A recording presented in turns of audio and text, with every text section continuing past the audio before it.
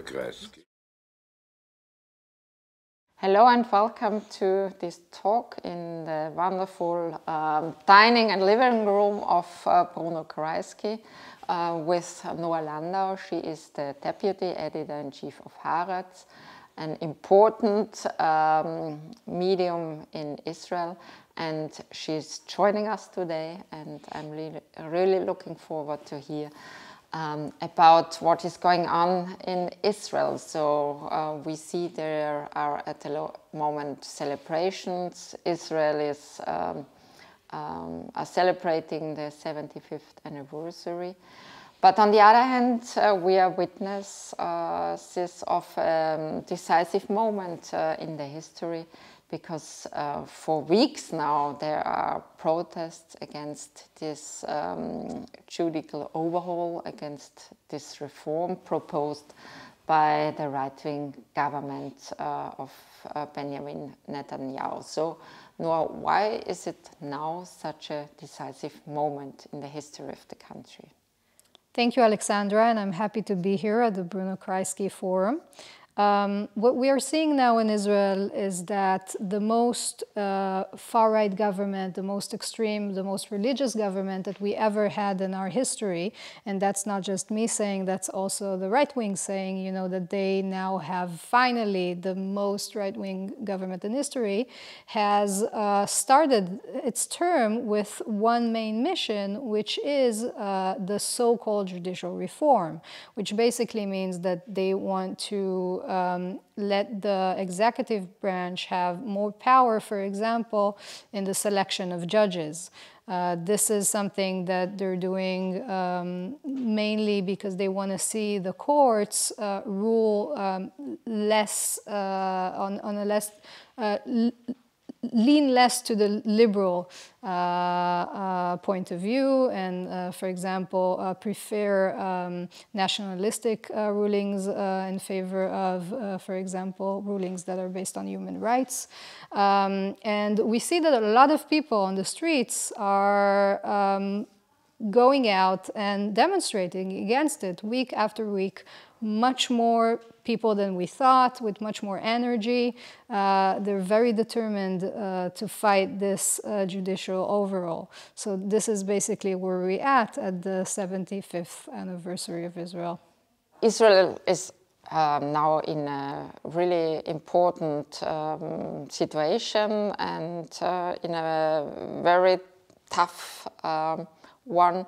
And what I, from my background visiting Israel a few weeks ago, what I see is that even Israelis who were not very active in the last few years when it comes to politics, they are now heavily engaged. Every weekend they decide to protest and be quite active in their way of dealing with this so-called reform. So what does it mean for this kind of activism in Israel? Definitely, I think you're right. One of the things that we're seeing now more than ever is that more and more people that didn't used to be on the streets or take such a political stand are coming out, and basically we see that wider liberal democratic, I wouldn't say progressive, it's a more center liberal leaning camp, is forming in a way that wasn't there before. There is this awakening, a political awakening amongst people who understand that if they keep being silent, this country is going to shift in a direction that they don't really want to see. So I think you're right. This is a moment where you see that people are suddenly waking up as activists that they weren't before, taking the streets in a very energetic kind of way. You said, you know, people are coming out every week. They are, and they're in growing numbers, but also the energy, the way, you know, that they are blocking the roads, etc. There's a lot of energy there. It's, of course, a question, where does it go politically, you know? How does does this great energy on the streets then translate itself in the political sphere, which is yet to be seen? On the other hand, you see a very active president, Isaac Herzog, tries to broker a deal to find a form of solution. Do you think that there is a chance to find a way out of this constitutional crisis? So most people who are taking the streets, the protest movement actually opposes any kind of compromise on democracy, because you can't have half democracy and still call it a democracy. So a lot of people, I think, on the protest movement are pretty skeptical of this presidential initiative. The only, I think, way and reason that the opposition is supporting it, and also not all the oppositions, because some of the parties already withdrew from the conversations at the president's house. So Labour withdrew, and some parties weren't there to begin with, like Lieberman. But some of the parties that are still there, led by the center-leaning party of Benny Gantz, they basically, I think, are using it more as a tactic, you know, to just see if we can calm a little bit the situation, say that we're negotiating, and then see where that will lead us. But of course, I think the vast majority of the people who are on the streets, at least, feel like there is no real compromise that can be reached.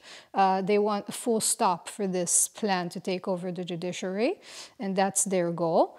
There are a lot of other parts in the country that do think that maybe there is some kind of compromise that could be achieved, and we'll see. And when it comes to these plans, one might consider, well, there is a very personal motivation behind, because Benjamin Netanyahu, who heads again the government in this country, he has also under investigation and standing in a trial because of corruption. And one part of this so-called reform is that he might, even after the final decision of the court, that he can still be active as a politician, as a prime minister. So, and there are also other ministers who have sentenced before a trial, a court. So there is also a clear personal motivation behind these plans. Yes, so you see that there's a very dangerous combination here between the personal interests, which, you know, as you said, there is a prime minister who's on trial. At least one of his ministers has problems now with the law. And then you see that these personal interests kind of combine also with ideological reasons, because the coalition partners who are from the far right, even if they don't have that specific, you know, personal reason to take over the judiciary, they have ideological reasons to do so. Because what they want is to see the courts make rulings that are less liberal-leaning. They want the courts to take into consideration the nationalistic arguments more than, for example, human rights, which is considered a liberal idea. So they want to change the courts ideologically. And then when, you know, this is combined with some of the personal interests of the other partners in government, such as the prime minister and one of his ministers, that's a very risky combination. And you mentioned already that Israel is having now the government, which is the rightist one in history. You explained more about the ideological background. What can be expected when it comes to the Israeli-Palestinian issue? Because clearly some of the right-wing parties are interested in settlements, in progress in this respect. So what does it mean for the whole so-called peace process? Yes, a peace process hasn't been, viable for a long time now. We didn't really have a peace process. But in terms of what could happen on the ground, I'm quite afraid. I think the situation is very risky. We just saw, that during the Jewish holiday of Pesach and the Muslim holiday of Ramadan, for example, it was a very tense time where some of the leading politicians in the government thought it would be a good idea to maybe visit Temple Mount, which in the end they didn't do, etc. So it's a very delicate moment, and I think, of course we will see a lot of clashes, and the situation could be very tense. But on the other hand, if I want to be philosophical about it, and I'm saying this with a grain of salt, some of the voters of this very right-wing government are actually noticing that sometimes populism doesn't really deliver what it promised. This right-wing government has promised a lot of very extreme measures to deal with the Palestinians, and they now see, when they are in the government, that they can't actually do anything. They can challenge the international law, but they can't, like one of the ministers said, erase a whole Palestinian village. So, I mean, fortunately, because we're still a country within the international wider community, there are limits to what the Israeli government could do. So some of the voters are suddenly realizing that maybe, all these extreme right promises are populism that doesn't really have, coverage, that they can't really deliver on. So a reality check. Something like that, yes. But still, it would be a very risky period in our country's history. And there is one minister, Smotrich, who said during a visit in Paris, there aren't any Palestinians, so they don't have any rights. Right, so Bezalel Smotrich and Itamar Ben-Gvir, for example, are the more ideological far-right parts of this coalition. And they, of course, envision, a Jewish, even religious state in their view. Smotrich is the Minister of Finance.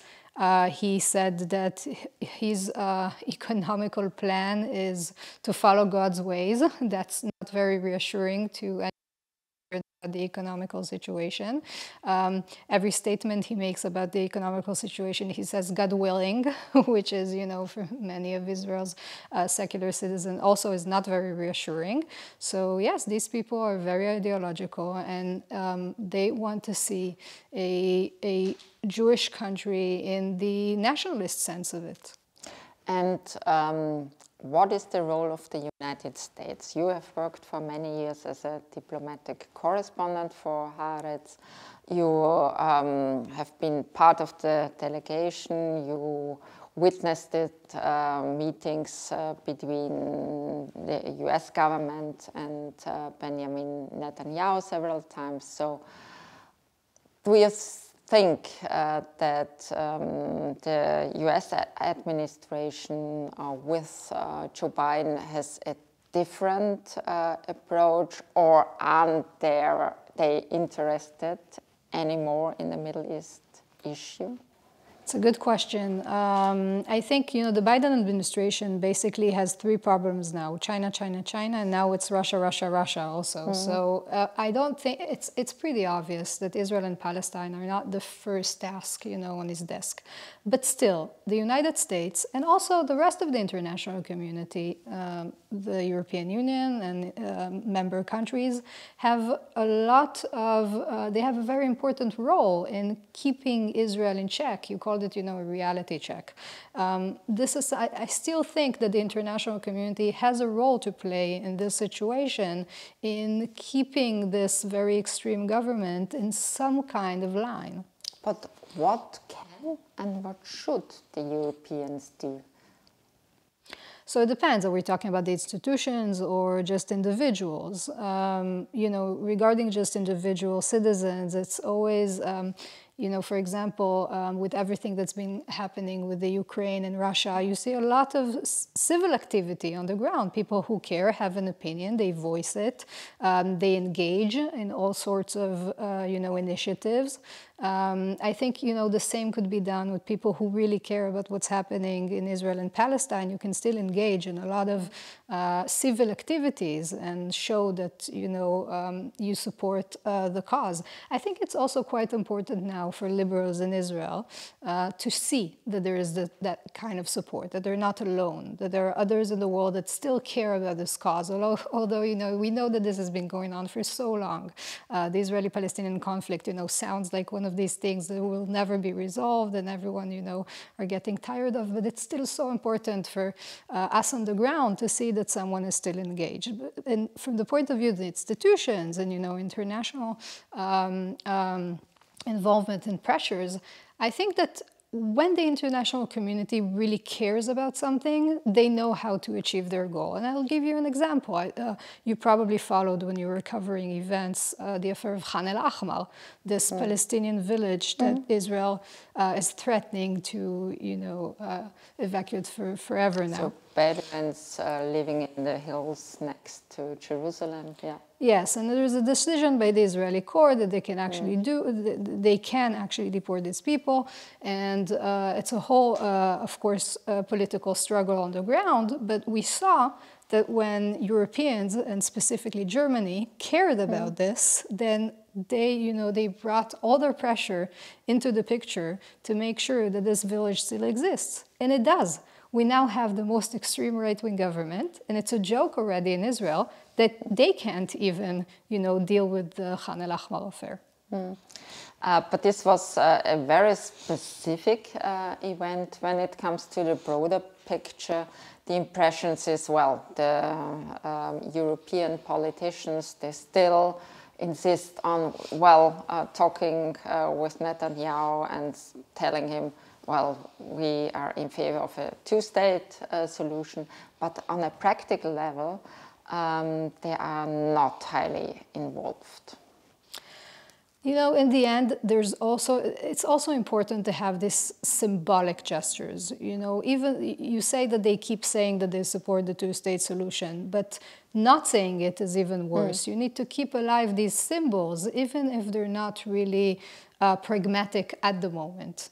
Because, how do you say in German, Zeitgeist? There's always a moment in time where suddenly it is relevant. And then you have to keep this idea alive for that time when it will be relevant. Because I think if the international community and Europeans, for example, they stop saying, you know, we support the institution just because it feels like it has no meaning, then really it will have no meaning. When we brought this perspective to the whole region, in recent weeks, we saw something very spectacular, that China has brokered a deal between Iran and Saudi Arabia, quite successful, and nobody even knew that they were negotiating behind the scenes. So what does it mean for the whole region that now Beijing is an active, political, not only economic, in an economic sense, player in that region? Well, it means a lot of things. First of all, in Israel, not everyone thinks that the fact that the Saudis and Iran made a deal necessarily means that it can also have a future deal maybe with Israel, which is, there's a lot of question marks around it. Does really a Saudi-Israeli deal is even possible? But the Americans definitely want it, and they're also trying to use it as a leverage on Netanyahu. So it doesn't necessarily mean that that's not possible because of that deal. In terms of China, I'm conflicted. On one hand, I tell myself, you know, maybe if the Chinese could move in and solve our problem, then, you know, I'm totally for it, you know. Let Beijing, solve the Israeli-Palestinian conflict that no one else could. But on the other hand, of course, it has a meaning on the wider global picture when an anti-liberal force such as China comes into the picture and becomes a massive player, because China doesn't care about the international law. China doesn't care about the shared institutions and values of the liberal democratic world. So what does it mean, you know, on the future of the more global arena? But Beijing really said, well, we could try to broker a deal between Palestinians and Israelis, and there were also a delegation in Jerusalem and trying to speak also in Ramallah to the other side. So at least they try to do something which is more than, at least on an official level, what the Europeans and the Americans do at the moment. I don't know. It's yet to be seen. I mean, the Chinese are saying things mostly. They're not really involved in the region in that kind of way. And I think the Europeans and the Americans still have, they've invested a lot also in, in the knowledge and the tradition of all the knowledge they've accumulated about this region, which I'm not sure that the Chinese do. So we'll see how effective they will be, if at all they will step into that conflict. And we've started our talk looking at the 75th anniversary of Israel. So I think it's difficult to make a prediction from decades in the future, but what do you think will be in the foreseeable future? What will happen in Israel? Yeah, so journalists are horrible prophets. If you read the American press before Trump, you had no idea he's going to be president. British press before Brexit, also horrible prophets. I'm not going to give a prophecy. But I do think that, going back to the beginning of the conversation, this is really a pivotal moment. This is where we can go this way or this way for the next 75 years.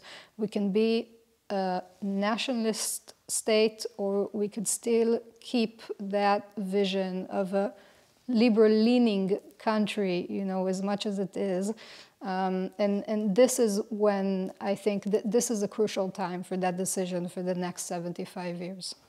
Internally for Israel, yes. And what does it mean for the Palestinians? Is there still a chance for a two-state solution, or other options which are, of course, also in discussion, like a one-state solution? So a lot of my Palestinian friends, they tell me, what do we care if Israel sees itself as a democracy or not, as long as, the occupation still exists. A lot of my Palestinian friends who are citizens of Israel, they don't really join these demonstrations because they tell themselves, this is a Jewish problem. If they want to, this is democracies for Jews.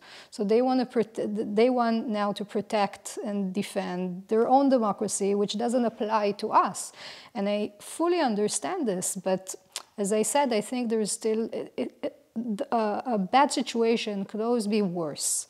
And it's true that the Supreme Court of Israel does not defend rights of Palestinians as it should. I have a lot of criticism on the Supreme Court of Israel from a left-wing perspective, that they could have do more, and they, in many senses, they're upholding, the system of the occupation, maintaining it.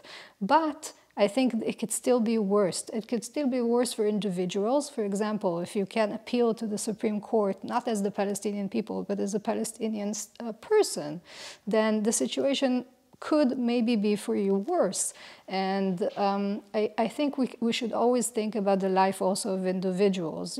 Saying, it's Lenin's perspective that maybe when it's really worse, then things will be good. But it means that some people will live worse lives because of it. So I'm not sure, that's a good idea. I think we should still, I think that for a two-state solution, which I still believe is the best solution, we still need people in Israel that want a more democratic, liberal country. We still need those people to succeed in their fight over the institutions, to make that happen in the future, even if right now it doesn't seem possible. But don't you need also people on the other side willing to deal with the situation, to negotiate? Because we see, President Mahmoud Abbas, he is more than 80 years old. Nobody knows who will succeed him, so there must be two partners to deal with each other. Yeah, the situation is not ideal on the Palestinian side either. That's why I feel, It's probably not the moment in history where it will happen, that's clear, but how do we prepare that moment in the future when it will be possible? So I think that, of course, you need on both sides to have that, you know, next generation with these ideas that will lead us to where we want to be. And you need to build, it's the long game. It's not, you know, for tomorrow. Although things could happen also, you know, sometimes in history without explanation. That happens also, you know, just in one sudden moment in history. I don't know, the Berlin Wall. But most of the time it's a process. And we need to keep believing in this process. And do you think that there are this kind of new leaders on both sides? I think there are. I think there are very interesting ideas. We also see now, among Palestinian activists, there's a new generation with new ideas. You see in Ramallah people, you know, who are thinking about these issues differently. And we also see within Israel, for example, this protest movement that, as I said, is not quite progressive or left-leaning. It's more center, liberal-leaning. But you see that there are younger people within that group that want to pull the protest to the left. And they do speak about the occupation, and they do care about it. And inside the demonstration, they have their own smaller demonstration that keeps reminding to the wider crowd that it's not only about democracy for Jews, it's about the fact that there is no democracy with occupation. That's actually the signs that they're holding. So I think on both sides, there are people who could be those potential future leaders. So quite an optimistic outlook. I have to be. I have to be optimistic. Thank you for your insight views. Thank you, Alexandra.